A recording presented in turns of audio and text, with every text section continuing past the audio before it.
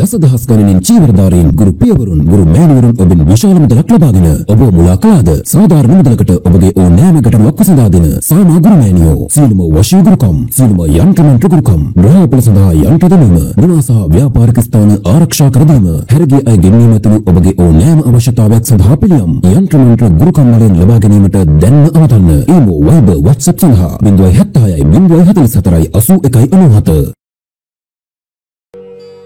අද අපි මෙම වීඩියෝ එකෙන් ඔබට ලබා දෙන මන්ත්‍රය සරස්වති මෑණියන්ගේ අවධානය අරගෙන ඔබගේ හිතේ තියෙන ආදර ගැටලුව ඉෂ්ට කරගන්න පුළුවන්. ඒ වගේම අනෙකුත් බලාපොරොත්තුන්ද ඉෂ්ට කරගන්නට පුළුවන්.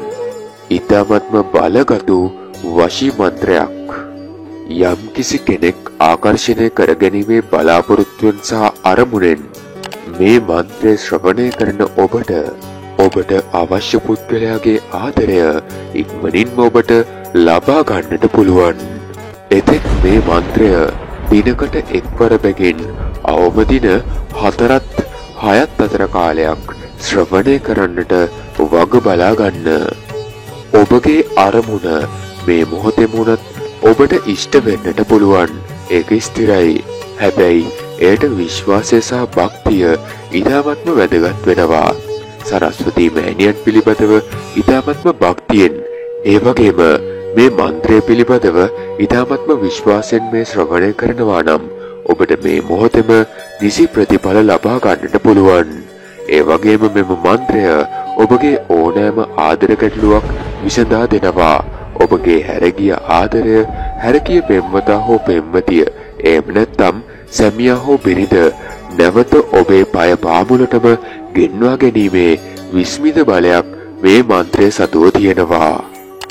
මේ මන්ත්‍රය වෙනුවෙන් සරස්වති මෑණියන්ට විශේෂ පුද පූජාවක් පවත්වන්නට අවශ්‍ය වෙන්නේ නැහැ. ඒ වගේම මෙම මන්ත්‍රයට විශේෂ පිළිවෙත් අවශ්‍ය වන්නේත් නැහැ. ඒ නිසාම ඊටමත්ම සරලවම තව කෙනෙක්ගේ ආදරය ආකර්ෂණය ඔබ වෙත ලබා ගන්නට මෙම මන්ත්‍රය උදව් උපකාරී වෙනවා. සරස්වති දේවිය කියලා කියන්නේ ප්‍රඥාවේ සෞන්දර්යාත්මක භාවයේ හින්දු ඉදමත් බලවත් දේවතාවයි. ඇය ಭಾರತಿ ශතරූපා බ්‍රාහ්මී සාරදා වාගේශ්වරී යන නාමයන් වලින්ද හඳුන්වනු ලබනවා.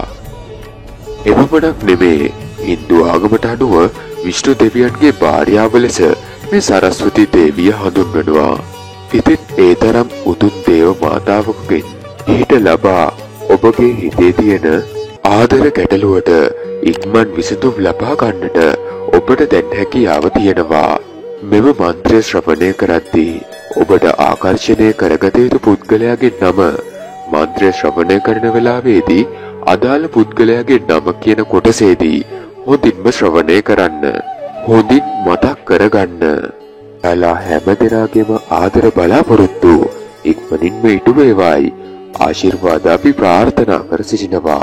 ඒ වගේම ඔයාගේ සියලුම දුක් කරදර දුරු වී ඔබගේ ජීවිතයේ සාර්ථකත්වයට පත් වී ඔබගේ පෞල් සංස්ථාවේ ඇතිවන ගැටලු දුරු කරගෙන ආදරයන් ඉතාමත් ලස්සනට ශක්තිමත්ව නිතරම ඔයා ළඟ තියෙන්න කියලා අපි ප්‍රාර්ථනා කර සිටිනවා. ඔබට සරස්වති මෑණියන්ගේ පිහිට ආරක්ෂාව ඇල්ම බැල්ම නොමදව ලැබේවා.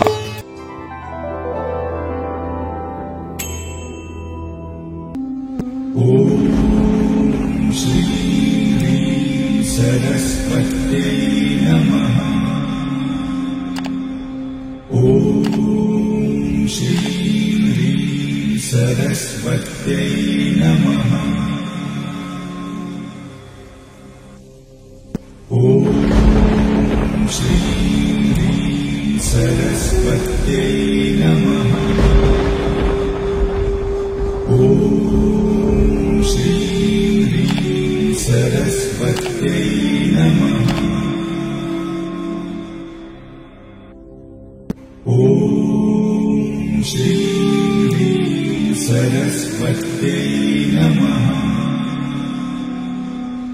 ओम श्री सरस्वती नमः। ओम